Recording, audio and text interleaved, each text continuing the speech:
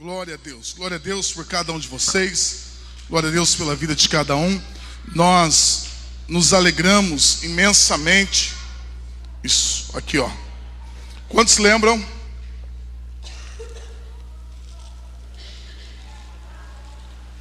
Vamos lá. Quantos lembram das nossas flores aqui, da nossa florzinha? Tira um pouco da sibilância aí, Diogo, por favor. Quantos lembram aqui da nossa florzinha? Lembro aí. E essa daqui, na verdade, eu pedi para a Eveline. As duas nós compramos no mesmo lugar, no mesmo dia.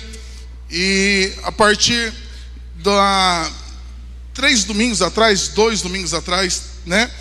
Eu pedi para a Eveline, a partir desse domingo agora você vai dar as mesmas condições. Você levar para tomar um sol, você leva as duas, tudo igualzinho, nada diferente. Apenas você vai dar água para uma e a outra você não vai colocar água. Qual que está mais bonita, a da sua direita ou a esquerda? Deixa eu tentar colocar aqui um pouquinho, ó.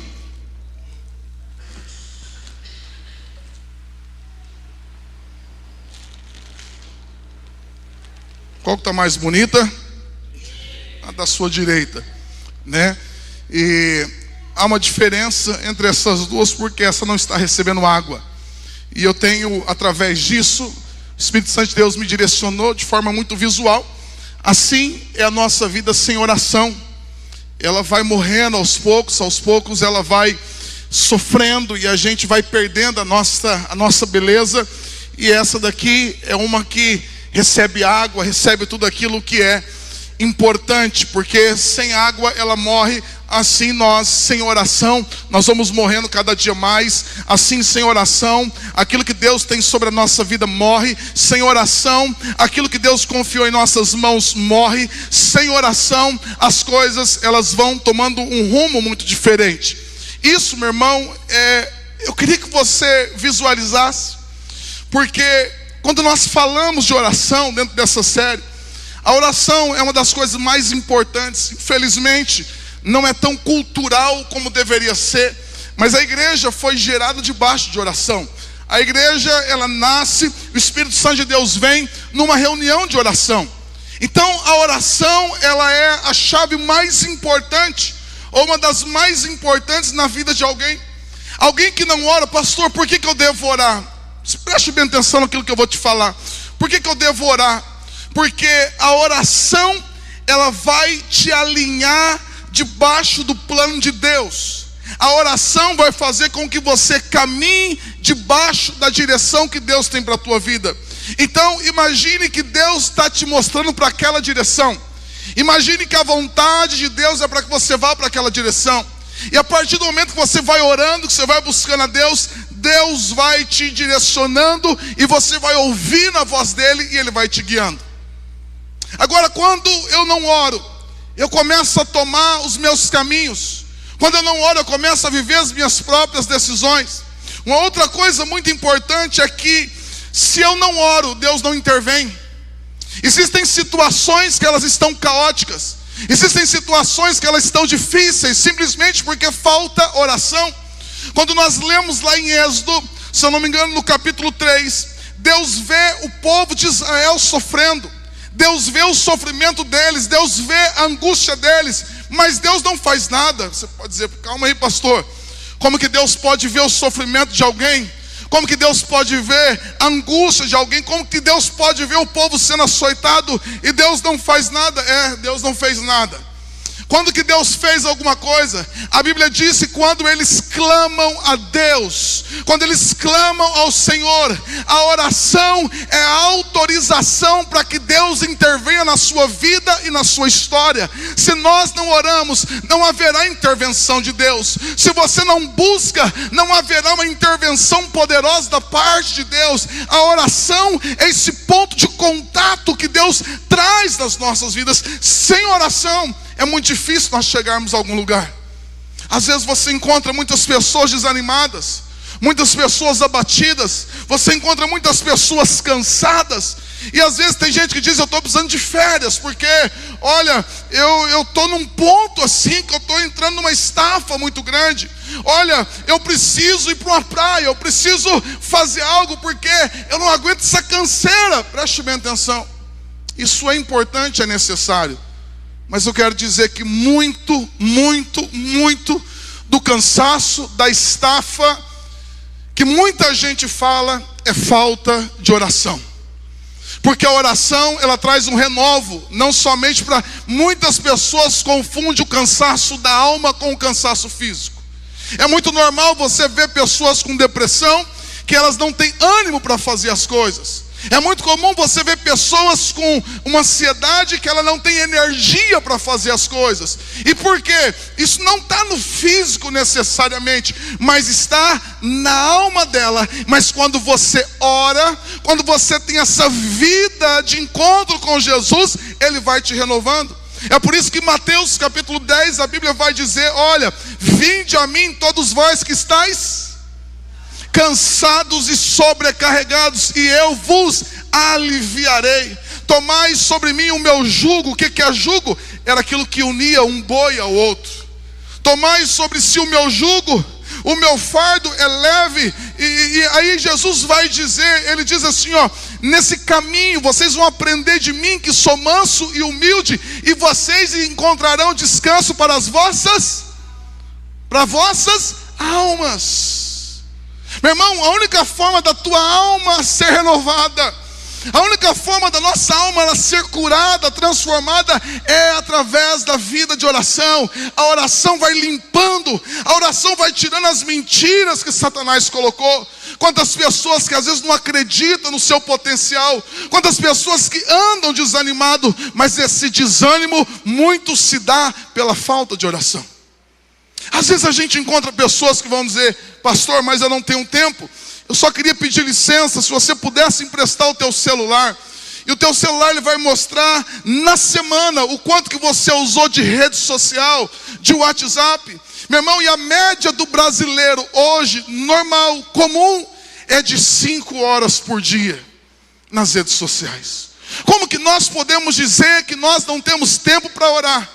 E se nós pegarmos o nosso celular, vai estar lá as horas que você passou por dia no celular, no Instagram, no Facebook, em outra rede social e alguma outra coisa. Então existem muitas pessoas fracas porque não oram. E eu digo sempre que dificuldade e que luta para o pastor é você tentar ajudar alguém que não ora. Que dificuldade para o pastor é você lidar com um líder que não ora. Ele dá muito mais trabalho, porque ele não ouve Deus. Se ele não ora, ele não ouve Deus. E se ele não ouve Deus, ele entra numa rota de destruição. É muito difícil. Eu me lembro muito bem. Depois eu mudei, mas estou pensando em voltar. Eu ia atender alguém chegava lá todo assim, desanimado. Primeira coisa que eu perguntava: você está orando? E a pessoa não. Eu falei: então o grande problema já está aí. Se você não ora, você vai estar fraco. Se você não ora, a tua carne vai começar a prevalecer, e você agora vai começar a andar na carne, no pecado. E a Bíblia diz que aquele que anda na carne começa a fazer uma colheita da carne. A Bíblia diz que aquele que semeia na carne colherá corrupção, mas aquele que semeia no Espírito colherá a vida de Deus. Então é muito difícil você ajudar, aconselhar quem não ouve Deus, quem não ora, porque ele não é renovado, porque ele não é transformado, não tem essa vida de oração. Mas quando você encontra alguém de oração, meu irmão, quando você encontra alguém que está buscando a Deus, quando você encontra alguém que se derrama na presença de Deus, quando você encontra alguém que tira tempo no seu dia para buscar Deus, para se encher da palavra, é diferente, é muito diferente. Eu queria hoje, meu irmão, trabalhar de forma muito rápida, dentro dessa série de oração, algo muito importante. Segundo, quando nós falamos de oração, se você não ora, você está economizando pelo menos 50% de trabalho para o diabo destruir tua vida. Então você está ajudando ele. Ele pode dizer: isso aqui não ora. 50% só a gente vai investir nele, porque se ele não ora já está auto se destruindo. Então quem não ora está poupando energia do inimigo, porque ele vai se autodestruir. Quando nós falamos de oração, meu irmão, a oração ela nos dá força para a gente vencer todos os dias. Mas sem oração nos tornamos pessoas fracas. Eu queria fazer uma pergunta para vocês. O que é mais importante? Qual asa do avião é mais importante? A direita ou a esquerda? As duas asas, elas são importantes. O avião não consegue voar com asa só. As duas asas são importantes. Se eu queria hoje ensinar para você, porque não é somente oração. Assim você fala, pastor, eu ainda estou pegando esse ritmo de oração. Fica tranquilo, vai ficar mais difícil agora, que eu vou ensinar outra asa para você, né? Mas é difícil agora. Depois isso vai viver, você vai ver de forma muito natural, meu irmão, no nome de Jesus. Meu irmão, entenda o seguinte: como que o diabo trabalha? O diabo primeiro exalta uma pessoa, para depois ele abater essa pessoa. Preste bem atenção que eu vou te falar. Como que o diabo trabalha? Ele exalta a pessoa sente grandão, a pessoa se sente importante. O diabo faz isso, ele vai levantando. Primeiro o diabo exalta, depois o diabo vem e abate. Como que Deus trabalha? Primeiro Deus humilha, porque depois Deus exalta. A Bíblia diz: humilhai-vos, pois, debaixo da potente mão de Deus, e Ele, ao seu tempo, vos exaltará.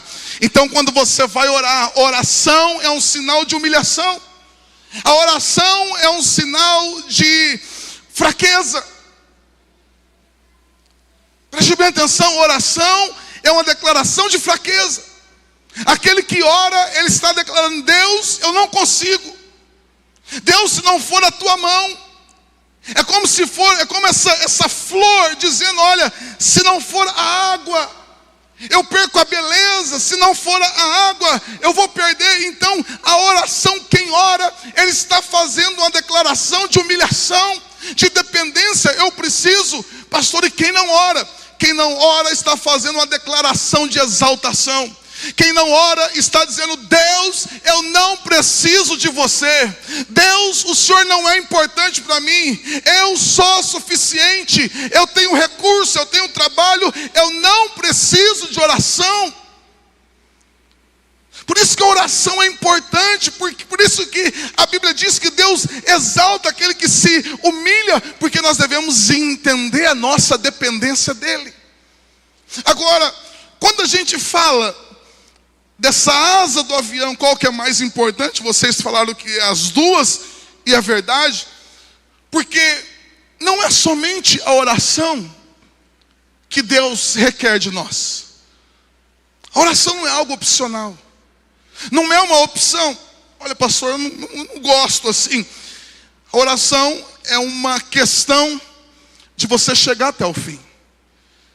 Se você não orar, meu irmão, quantos lembram? Projeta para mim Mateus capítulo 25, se eu não me engano. Eu acho que é isso. Mateus capítulo 25. Deixa eu abrir aqui junto com vocês. Mateus capítulo 25, a partir do verso 1, diz assim: então o reino do céu será como 10 virgens, diga assim, as 10 virgens, que pegaram suas lamparinas e saíram para encontrar-se com o noivo. Preste bem atenção, quando a Bíblia fala de virgens, está falando de alguém separado, alguém purificado. Quando a Bíblia fala de 10 virgens, está falando daqueles que fazem parte da igreja. Não está falando de gente do mundo. Essa palavra não é para o mundo, essa palavra é para a igreja. Então, o reino do céu será como as 10 virgens que pegaram suas lamparinas e saíram para encontrar-se com o noivo. 5 delas eram insensatas e 5 prudentes. As 5 insensatas não levaram óleo suficiente para as lamparinas. Meu irmão, nós estamos falando de lamparina. E você sabe o que mantinha a lamparina acesa? Era o óleo. Era a parte do azeite, do processo que era feito, a parte mais inferior. Aquele óleo que sobrava, ele era o combustível. Diga assim comigo, combustível. Ele era o combustível para que essa lâmpada permanecesse acesa. A oração é esse óleo. A oração é esse combustível que faz com que a tua lâmpada, a chama do teu coração, ela continue acesa. A oração é que vai fazer com que esse óleo brote na sua vida e você continue queimando pela presença de Deus. Você continua sendo luz desse mundo. Mas o texto diz: mas as outras 5 tiveram o bom senso de levar o óleo reserva. Como o noivo demorou a chegar, todas ficaram sonolentas e adormeceram. À meia-noite foram acordadas pelo grito: vejam, o noivo está chegando, saiam para recebê-lo. Todas as virgens se levantaram e prepararam suas lamparinas. Então as 5 insensatas pediram às outras: por favor, dei-nos um pouco de óleo, porque as nossas lamparinas estão se apagando. As outras, porém, respondeu: não temos o suficiente para todas. Vão e comprem óleo para vocês. Vão e comprem óleo para vocês. Ou seja, está falando de 10 virgens, mas 5 eram insensatas. 5 não se preocuparam em ter o óleo. 5 não se preocuparam em carregar consigo óleo. E quando o noivo estava chegando, a sua lâmpada estava apagando. Deixa eu falar algo aqui para vocês. Se Jesus voltasse essa noite, existem pessoas que a lâmpada está quase apagando. Existem pessoas que não estão orando mais. Existem pessoas que passam o tempo todo no celular, mas ele não consegue dobrar o joelho, ele não consegue buscar Deus. Existem pessoas que acreditam que apenas frequentar um culto, fazer algo para Deus, será suficiente para que a lâmpada delas continue acesas. Elas acham isso. E isso é por causa do espírito de religiosidade, que traz cegueira, que traz surdez.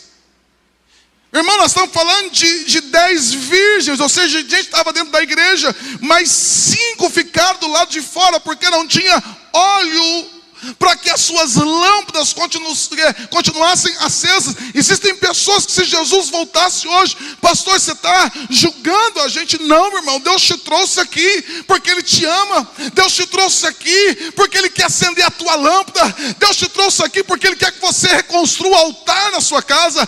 Deus te trouxe aqui para que você mude a tua dinâmica, porque Ele quer te salvar. Ele não veio para condenar, Ele veio para salvar. É por isso que eu prego nessa noite. Mas muitas pessoas estão tão frias. Muitos não sabem o que é pegar a Bíblia, não sabem o que é ler a palavra. Muitos não sabem o que é orar. Muitos chegam, bate o ponto do culto. Outros nem isso conseguem mais. Agora, deixa eu ser muito claro com vocês. Muita gente que está dentro da igreja, se Jesus voltar, não vai subir. Porque como que eu posso ir para o céu, ter uma vida com Deus, se eu não consigo ter prazer com Ele aqui? Como que eu vou viver essa vida com Deus, sendo que eu não tenho prazer de fazer as coisas de Deus aqui na terra? Por isso que essa palavra é uma palavra que vem para despertar cada um de nós, que vem nos levar para este lugar. Então a oração é algo que Deus nos chama. E quando essas 5 olham e dizem assim: olha, dai do seu óleo, e as outras dizem: não podemos. Meu irmão, não tem como eu orar assim por você. Eu oro por cada um, oro pela igreja, oro pelos nossos líderes. Às vezes Deus está assim, Deus me coloca alguém, eu oro. Às vezes eu mando uma mensagem para ela, mas a oração que vai te edificar, eu posso orar para Deus guardar você, para Deus tocar o teu coração, mas a oração de edificação pessoal, ela é pessoal. Não tem como o teu marido buscar por você. Não tem como a tua esposa buscar por você. É você e ele. E quando elas pedem desse azeite, desse óleo, elas dizem: não, vá comprar. Diga assim: vá comprar. Porque a unção tem um preço, tá, meu irmão? Não caia no golpe do Instagram, que tem muito pastor, profeta, que diz assim: ó, faça o pix tal, que eu estou sumido um monte, eu vou orar pela tua família, porque Deus... Para com isso, pelo amor de Deus. Não tem esse negócio, eu vou lá pagar o preço por você. Para com essa história. Não tem como você pagar para outro, pagar o preço pela tua família. Você que é o sacerdote, é você que tem que pagar. Meu irmão, a unção custa um preço. Elas dizem, vão comprar, por que custa um preço? Porque se você não estiver disposto a pagar um preço, você nunca terá uma vida de oração. Às vezes o preço que você vai ter que pagar você vai ter que tirar um monte de coisa que você faz. Às vezes você vai ter que desativar as suas redes sociais. Às vezes você vai ter que dormir bem mais cedo para que você possa acordar de madrugada. Às vezes você vai ter que tirar algumas coisas da sua agenda. Você nunca terá uma vida de oração. Você nunca terá esse óleo sobre a tua vida se você não pagar um preço. Tem um preço. Tem um preço. A Bíblia diz que a gente tem que desenvolver a nossa salvação. Então existe um preço para você pagar. Pastor, qual que é essa outra asa? Diga assim, a primeira é oração. A segunda é o jejum. Sem vergonha, meu irmão, quantos aqui já ouviram falar do jejum? Levante a mão. Do jejum. Isso, praticamente quase todos já ouviram falar. Existe algo que Deus tem para as nossas vidas, porque Deus não colocaria nós nesse mundo e Ele deixaria a gente sem arma. Talvez se o inimigo está te vencendo, você está sendo vencido pelo inimigo, é que você não está usando as armas que Deus te deu. E eu não sei, meu irmão, se Deus tem dado alguns sonhos proféticos para mim, mas esse dia eu sonhei que vinha uns caras para pegar. Eu estava num sítio junto com meu pai, e eu peguei umas armas, falei, pai, trouxe mais uma aqui, uma espingarda, um revólver. Aí meu pai abre uma caixa cheia de bala e falou, tem bala aqui o suficiente. Eu falei, então vai meter bala neles aqui. Nós vamos para cima. E eu parecia os caras chegando à noite assim. Eu falei, hoje eu vou meter bala, vou zerar o negócio aqui. Deus não te colocou numa batalha e deixou você sem arma. Deus não seria irresponsável. A Bíblia diz que Ele nos enviaria no meio de lobos, mas Ele deu armas para você lutar. E o apóstolo Paulo vai dizer em 1 Coríntios capítulo 10 que as nossas armas são poderosas. Não é qualquer arma não, meu irmão. Essas armas que Deus deu para nós não é qualquer minha.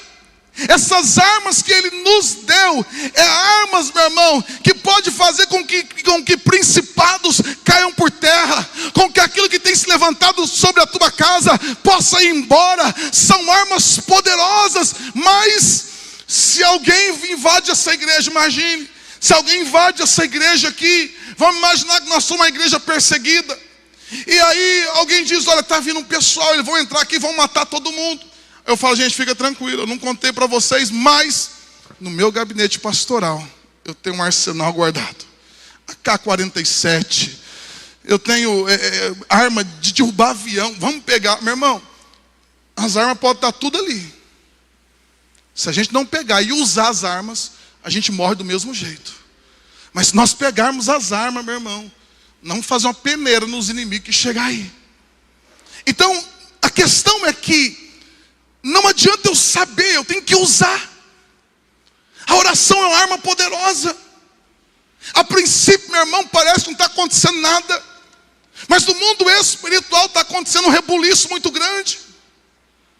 Às vezes a oração, a princípio, você está orando, você fala, meu Deus, não está movendo. Mas quando você menos espera, a Bíblia diz em Atos capítulo 2 que eles estavam orando, e a palavra diz, e de repente, meu irmão, porque quando você está orando, chega o de repente de Deus, e quando o de repente de Deus vem, sem você pensar, sem você esperar, o de repente de Deus vem e muda a situação. Mas existe uma outra arma tão poderosa que é o jejum. O que é o jejum?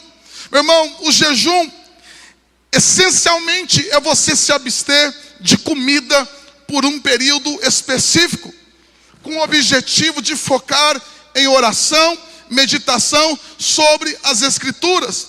O jejum potencializa a mortificação da carne e os seus apetites, levando-nos a desejar sem impedimento as coisas celestes. Então preste bem atenção.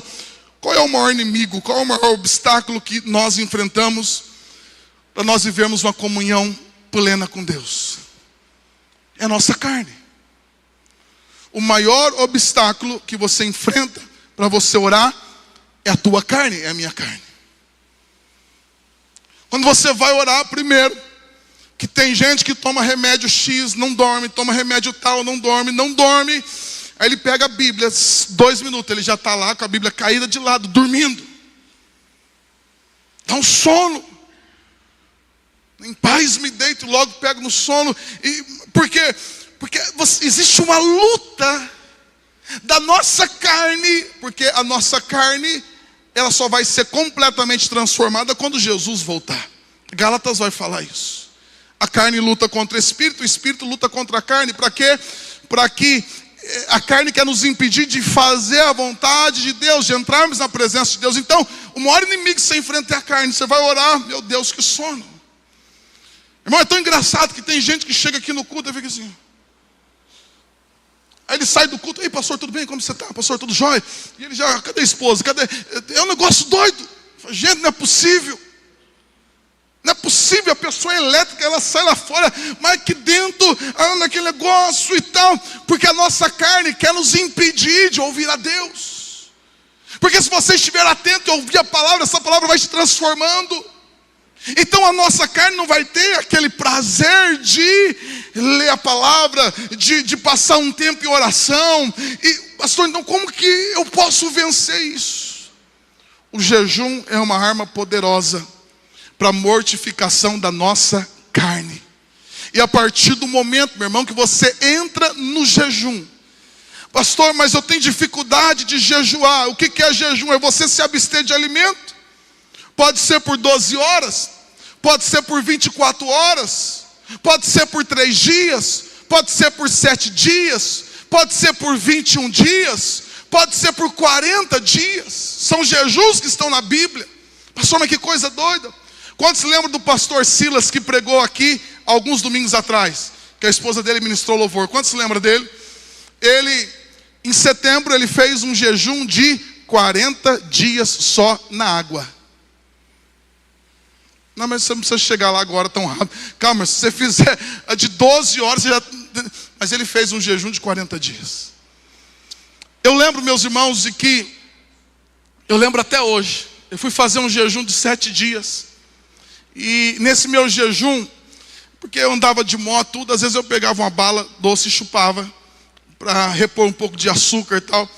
E eu lembro que eu fui fazer um jejum de 7 dias. E os 3 primeiros é o mais difícil. Os 3 primeiros, parece que você vai morrer. E eu lembro, meu irmão, que eu estava para completar o 3º dia. E quando eu pensei, meu Deus, falta mais 4 dias. Eu falei, não aguento, Deus vai me entender. E eu vou comer. A Juliana estava na cozinha, eu com ela, e eu naquela luta. Falei, eu vou comer, não aguento mais, está muito difícil, estou muito fraco. Aí eu falei, eu vou comer. A Débora, meu irmão, deveria ter assim, 1 ano e pouquinho, 2 anos. Estava aprendendo a falar, um pouco assim. E ela estava brincando. E a hora que eu falei, eu vou jantar. A Débora olhou para mim e disse, papai, não pode, tá? Eu falei, tá bom, Deus, não precisa falar mais nada. Eu vou concluir. Meu irmão, o jejum é essa arma poderosa que vai fazer com que a sua carne seja humilhada, para que a sua carne seja enfraquecida. E à medida que a tua carne vai sendo enfraquecida, você vai tendo mais sensibilidade a ouvir a voz de Deus. Quando você vai jejuando, meu irmão, você está oferecendo aquilo que é o teu alimento, aquilo que é necessário para você viver. Você está oferecendo isso em sacrifício a Deus. E Deus recebe esse sacrifício e traz sobre a tua vida poder, traz sobre a tua vida unção, traz sobre o mundo espiritual uma força, algo tão poderoso que se tem alguma coisa que está impedindo, meu irmão, é desatado por causa do jejum. Se você tem uma pessoa que você quer ganhar para Jesus, pastor, está difícil, eu não estou conseguindo, faça um jejum de 3 dias por ela. Eu testemunhei aqui, a minha mãe, no início do casamento, meu pai não era crente, e meu pai gostava muito de jogos, essas coisas e tal, e de repente ela falou, não, mas eu não quero, eu quero meu marido aqui. E ela abriu um jejum de quantos dias? Você lembra? 7 domingos. 7 domingos, jejuando, buscando a Deus. Todo domingo ela jejuava, ela fez um propósito, não aconteceu. Então ela disse, eu vou abrir outra. Ela começou a jejuar, e meu pai era briguento, era da confusão. Hoje é um anjo, olha a carinha dele, a coisa mais linda do mundo. Deus transformou. Mas aí ela abriu um segundo jejum, e nesse segundo jejum, antes dela terminar o jejum, meu pai estava na igreja. E eu lembro, meu irmão, dele contando o testemunho da conversão dele, porque nós tínhamos um pastor alemão. Não era cachorro, é que ele era de descendência alemã, né? Pastor Dittmar, olha o nome, Dittmar Schmidt, não é? O nome dele. E esse pastor ficava convidando meu pai, vamos na igreja, vamos na igreja, vamos na igreja, vamos na igreja. E minha mãe nesse jejum. E aí meu pai, de tanto esse pastor falar, falou, eu vou pagar essa dívida e ele não me perturba mais.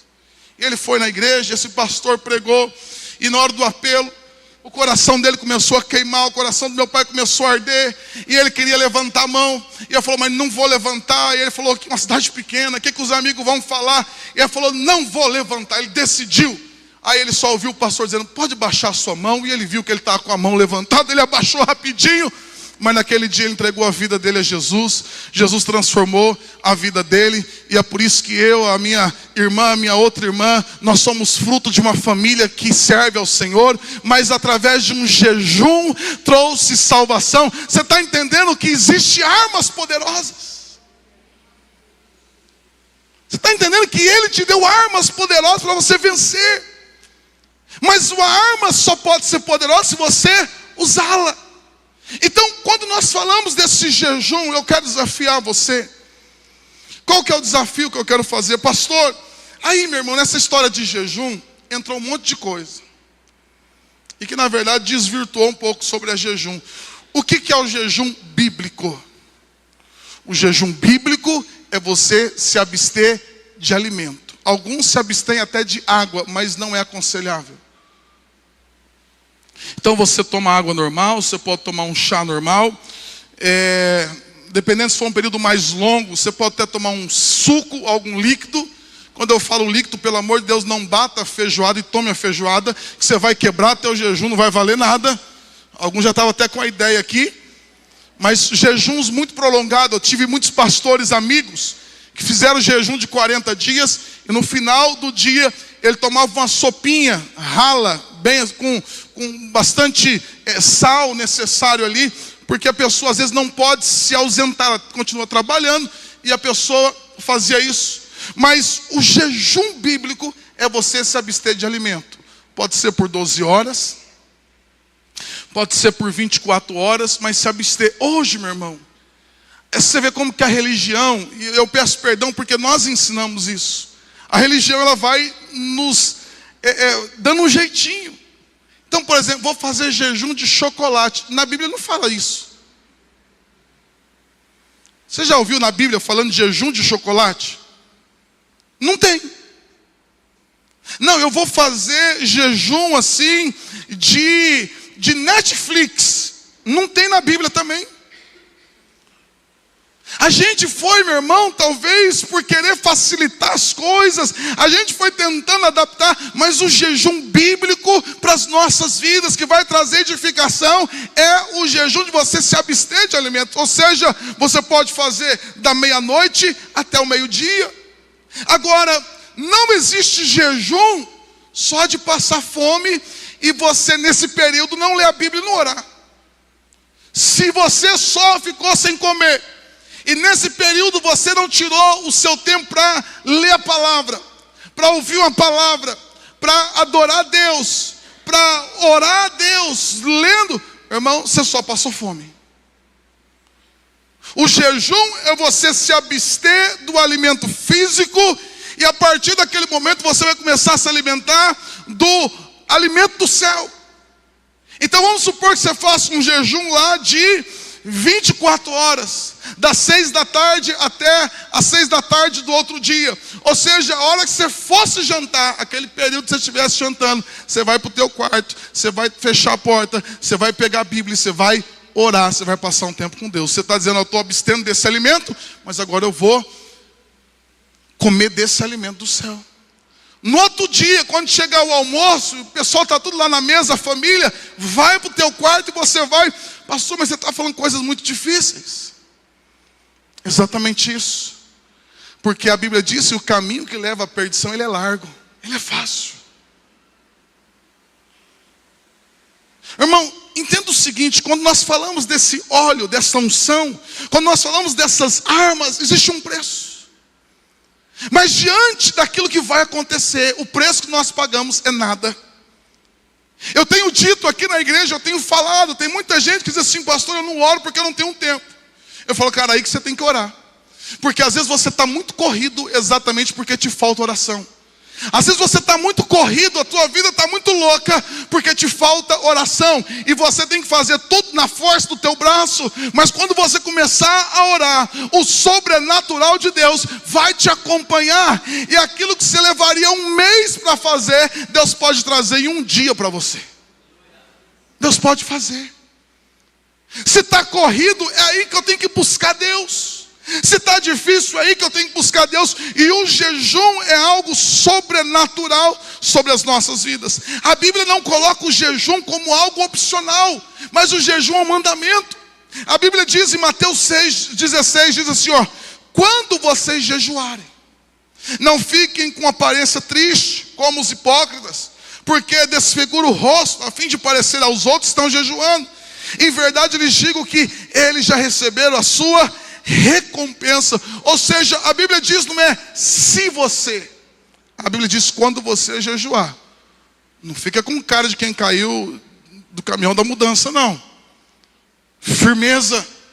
Agora, às vezes tem gente que fala, pastor, eu começo a jejuar, me dá uma dor de cabeça, me dá um negócio assim, glória a Deus, está fazendo efeito. Porque se você está sofrendo, se dá dor de estômago, se dá dor de cabeça, o negócio está pegando, aí está valendo bem mais. Porque o jejum é para mortificar a tua carne. O jejum é para mortificar a tua carne. Meu irmão, eu não vou nem falar dos benefícios do jejum na saúde física. Não vou nem falar sobre isso. Eu quero trazer aqui hoje para nós esse benefício sobrenatural. Eu quero encerrar nessa noite, porque o que o jejum vai trazer sobre as nossas vidas? O jejum, ele vai mortificando a nossa carne. E ele vai trazendo uma sensibilidade maior à voz de Deus. O jejum, ele vai te fortalecendo para você vencer a tentação, para você vencer o pecado. O jejum vai te dando poder para que você possa vencer as lutas que aparecem. Pastor, eu posso jejuar pelo quê? Toda vez que você entrar no jejum, você tem que falar qual o propósito desse seu jejum. Amém? Você vai entrar para o jejum, você vai dizer, Deus, eu estou jejuando para que o Senhor abra uma porta de emprego. Eu estou jejuando porque eu quero mais da tua unção. Eu estou jejuando porque eu quero conhecer mais o Senhor.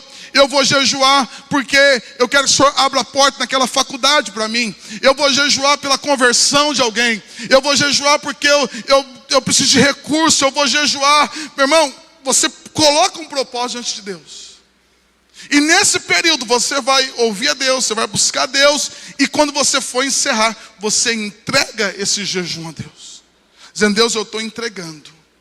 Eu estou entregando e eu creio naquilo que o Senhor pode fazer. Meu irmão, e aquilo que eu estou pregando nessa noite, o que eu estou ministrando nessa série de mensagens, é um caminho que vai te transformar, que vai transformar a tua casa, que vai transformar a nossa igreja por inteiro. Quem crê, diga aleluia e dê um aplauso a Ele nessa noite, no nome de Jesus. Eu queria já convidar o pessoal do louvor. Eu queria dar algumas instruções para vocês.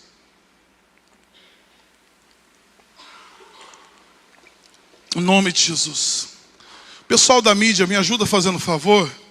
Coloca uma música do Marcos Brunet. Chama Digno. Marcos Brunet. Fazendo um favor. Eu queria, a hora que eu der o sinal, o pessoal toca. Por enquanto vai soltar. A hora que estiver no jeito, você só dá um joia para mim, fazendo um favor. Meu irmão, eu quero de maneira prática hoje, muito prática, ensinar. Nós estamos falando sobre oração. Nós estamos falando sobre jejum. Mas eu queria falar isso para você de maneira prática. Primeiro, nós estamos começando, muitos estão começando algo que não é uma prática. Então você, meu irmão, você não precisa começar, eu quero passar não sei quantas horas, glória a Deus se você conseguir. Não, porque eu quero, meu irmão, o mais importante da vida é você conseguir ter uma prática diária. O meu desafio, o desafio de Deus para nós, é você estabelecer uma prática diária. Que você comece com 20 minutos, mas que seja todo dia. Que você comece com 30 minutos, mas que seja todo dia. Que você comece escolhendo um dia da semana para você jejuar. Pode ser de 12 horas. Mas pelo amor de Deus, não dorme essas 12 horas não, meu irmão. Porque às vezes a gente quer facilitar tudo também, né? Vou jejuar no domingo, ele dorme meia-noite, acorda 2 horas da tarde. E não, eu quero que você entenda o valor nisso. Mas começa um jejum de 12 horas. Se você desmaiar, eu vou lá orar por você. A gente tem irmãos enfermeiros, vai poder te ajudar. Deixa eu falar para você, você não vai morrer. Mas a tua carne vai. A tua carne vai começar a morrer. E você vai começar a buscar Deus em oração. Então, como que é essa dinâmica? A gente fala oração. E tem gente que pensa que oração é eu chegar lá, eu falo. E aí eu termino, eu vou embora. Não, eu queria até trocar esse termo para tempo a sós com Deus. Diga assim comigo, tempo a sós com Deus. Mateus 6,6 diz, quando orares, entra no teu quarto, fecha a porta, e o teu pai que te vê em secreto, ele te recompensará publicamente. Então, como que funciona? Por que esses dias o irmão falou, pastor, eu vou orar, e eu vou lá, eu oro, pastor, eu fico orando, eu lembro de tanto de gente. Aí, quando eu vejo, passou 5 minutos. Aí acabou as palavras. Eu não sei mal o que falar. Então, eu vou te ensinar aquilo que eu gosto de fazer. Solta aí para mim, fazendo um favor. Eu gosto de entrar lá pro meu... no meu caso, eu vou lá para a sala. Pode soltar aí, gente. No meu caso, eu vou lá para a sala. E eu levanto 5:30 da manhã. É um horário tranquilo. Porque você não tem barulho, você não tem nada, você não tem ninguém. Quero trazer isso para 5 horas da manhã. Ir lá, aí eu chego lá, dobro meu joelho na sala e eu coloco uma canção. Sempre coloco uma canção. Canção de adoração. Tira toda a ansiedade. E fica ali. Ali já começou o seu tempo de oração. Quer ver? Apaga a luz aqui para mim. Apaga a luz aí. Isso aqui. Essa aqui, abaixa um pouquinho. Fecha os teus olhos agora um pouquinho, meu irmão. Fecha os teus olhos.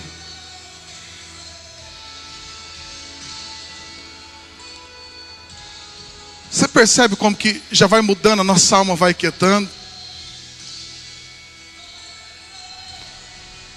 Eu não falei nada ainda, não falei nada, eu estou aqui. Aí de repente Deus vai começar. Como que eu entro na presença? O sacerdote entrava no ato, a primeira coisa que ele fazia era o sacrifício para perdão de pecados. A primeira coisa que eu faço é, eu peço perdão pelos meus pecados. Oh Deus, perdoa, eu gritei com a minha esposa, na frente dos meus filhos. Eu maltratei.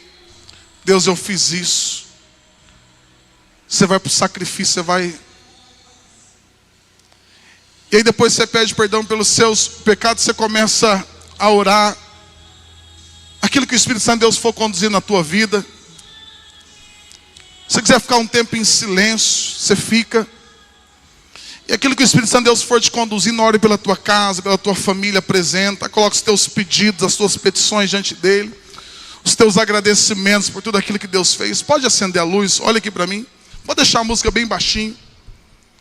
Meu irmão, por que eu falo tempo a sós com Deus? Porque você não pode só falar. Se você só fala, levanta, vai embora. A hora que Deus ia falar, você não está mais ali. Você tem que ficar em silêncio também um tempo, dizendo, Deus, fala comigo. Fala comigo. Por isso que isso que eu orei aqui hoje, foi Deus falando comigo, dizendo, ó, eu não quero tirar o dinheiro da boca do peixe. Eu quero fazer através do você. E você vai orar, eu estou só obedecendo. Aí ele vai começar a te dar instrução. Faça isso, faça. Por isso você precisa de silêncio, para você ouvir Deus. E você está ali. Se possível, se ajoelhe em sinal de reverência a Deus. Aí você vai orar, meu irmão, não tem regra. Tem dia que você vai orar por uma coisa, tem dia que você vai orar por outra. Às vezes você vai estar orando, Deus vai colocar alguém. É algo muito espontâneo. Aí você pega a Bíblia e pega um livro da Bíblia. Vamos supor, Mateus, começa a ler. No outro dia você parou, e todos os dias, meu irmão, daqui a pouco você falou, vou começar com 20 minutos. Daqui a pouco você fala, meu Deus, passou 40 minutos, eu não vi. Meu Deus, e daqui a pouco, meu irmão, você vai dizer assim, ó, 1 hora está tão pouco. Parece loucura que eu estou te falando. Daqui a pouco vai vir uma graça, um poder tão grande. Você vai falar, tá pouco, eu vou acordar mais cedo, porque eu quero passar mais tempo. Baixa só mais um pouquinho. Aí depois, pastor, eu queria aconselhar você, pega um caderninho e coloca os teus pedidos de oração. Coloca, pedido tal, coloca lá. E aí, por que coloca um caderninho? Para você lembrar, para você orar. E para quê? Porque daqui a um tempo você vai fazer assim, ó, oração respondida. Oração respondida. Esses dias Deus olhou para mim essa semana e Deus falou assim, ó, lembra aquela porta que você ficou tão empolgado que ela iria abrir? E deu tudo errado? Eu falei, lembro. Você não sabia dessa porta que eu ia abrir para você? Eu falei, não sabia. Ele falou, você lembra daquela oração que você fez? Eu falei, é verdade, eu fiz uma oração e você nem imaginava, porque a Bíblia diz assim que Deus faz infinitamente mais de tudo quanto pedimos ou pensamos. E aí Deus falou, vai lá no caderninho, oração respondida. Eu quero, meu irmão, no nome de Jesus 2025, eu vou ver um caderno assim, ó. Você vai trazer no altar teu caderno dizendo, Deus respondeu, Deus fez na minha casa, Deus fez porque a Bíblia diz, clama a mim e responder-te-ei, anunciar-te-ei coisas grandes e firmes que ainda não sabe. Existe um Deus poderoso que está esperando você clamar. Existe um Deus poderoso que está guardando o teu clamor. E quando você clamar, Ele te responderá. Diga glória a Deus. Dê um aplauso mais forte a Ele.